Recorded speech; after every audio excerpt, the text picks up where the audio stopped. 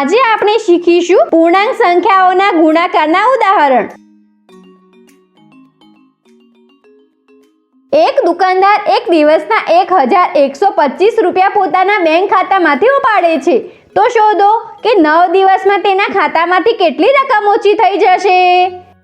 આ ઉદાહરણમાં આપણે ખાતામાંથી ઉપાડેલ રકમને ઋણ ચિહ્નથી દર્શાવીશું, કારણ કે દુકાનદાર એક દિવસના 1125 રૂપિયા પોતાના બેંકમાંથી ઉપાડે છે, એટલે એક દિવસના બેંક ખાતામાંથી ઉપાડેલ રકમને દર્શાવવામાં આવશે ઋણ 1125 થી। દુકાનદાર 9 દિવસ સુધી સતત એટલી જ રકમ બેંક ખાતામાંથી ઉપાડે છે, એટલે ખાતામાંથી ઉપાડેલ રકમ હશે 9 ગુણ્યા ઋણ 1125।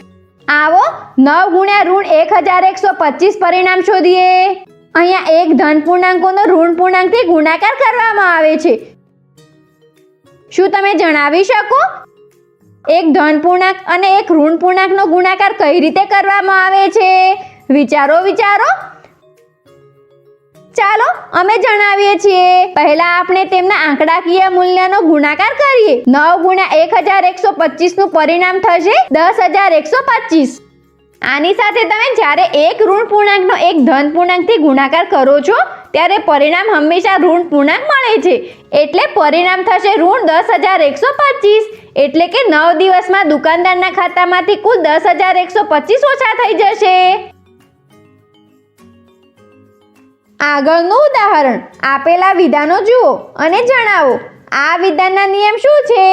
જેમ કે તમે જોઈ શકો છો, બે ઋણ પૂર્ણાંકોનો ગુણાકાર એક ધન પૂર્ણાંક છે, 3 ઋણ પૂર્ણાંકોનો ગુણાકાર એક ઋણ પૂર્ણાંક છે, 4 ઋણ પૂર્ણાંકોનો ગુણાકાર એક ધન પૂર્ણાંક છે, 5 ઋણ પૂર્ણાંકોનો ગુણાકાર એક ઋણ પૂર્ણાંક છે, 6 ઋણ પૂર્ણાંકોનો ગુણાકાર એક ધન પૂર્ણાંક છે, આવી રીતે 7 ઋણ પૂર્ણાંકોનો ગુણાકાર એક ઋણ પૂર્ણાંક છે।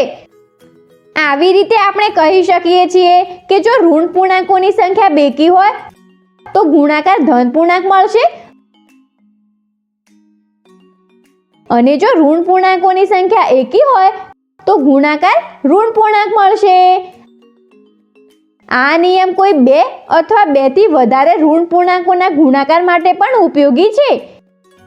આ નિયમના આધાર પર હવે ગુણાકારના જવાબનું ચિહ્ન શું હશે તે ગુણાકાર કર્યા વગર પણ જાણી શકીએ છીએ। જેમ કે ઋણ 3 ગુણ્યા ઋણ 4 ગુણ્યા ઋણ 6 ગુણ્યા ઋણ 7 નો ગુણાકાર ધન પૂર્ણાંક હશે, કારણ કે અહીં ઋણ પૂર્ણાંકોની સંખ્યા બેકી છે। આવી રીતે ઋણ 3 ગુણ્યા ઋણ 4 ગુણ્યા ઋણ 5 ગુણ્યા ઋણ 6 ગુણ્યા ઋણ 7 નું પરિણામ ઋણ પૂર્ણાંક હશે, કારણ કે અહીં ઋણ પૂર્ણાંકોની સંખ્યા એકી છે।